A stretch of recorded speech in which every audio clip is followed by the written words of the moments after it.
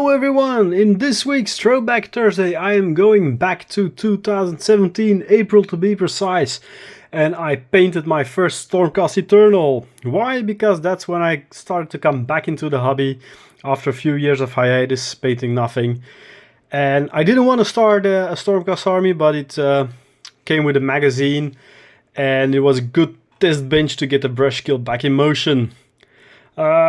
Maybe I would have ended up with a small unit of them was a plan, but in the end I got all the underworlds banned, so that's good enough. These medieval looking space marines, or sig marines as they're not so lovingly called, they just aren't my thing, but I wanted to experiment and see what I still knew about painting. It had been over 5 years back then since I'd done something. Now for the future and mostly my gaming armies, I'm no longer going to do for a 3-4 tone style. Who will spend most of their time dying and spending time battled with greasy fingers. I'm at that time planned to base and highlight. In the end I'm now back to my 3-4 tones. But back then I thought that would just look great for playing.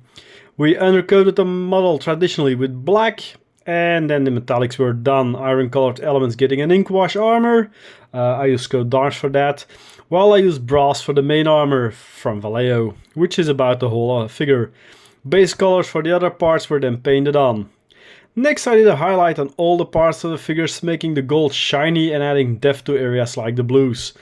I needed to do the base, and while I would originally go for the Goblin Green plus Flock tradition, I decided for a lava look that I have been using on my Chaos Wars. So this was basically a test bench for the repainting army that I'm doing and still doing, and how I'm going to tackle the bases. By now I even went for a total different style with sand and dry brush and everything.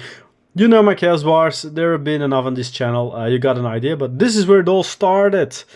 And the benefit was that, even though back then it was to represent Akshi, is that it makes the model stand out compared to the green. Green has such a classical feel that I'm actually doing it for the old world.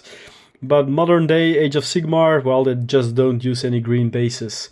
And that was it for a first tryout of back to painting all those years ago. So we're over 10 years now almost since I started. Well, not I'm gonna exaggerate, but well, it's been 8 years, 7.5 to 8 now. So yeah, that was it. My first and afterwards seen only Stormcast Eternal for an army.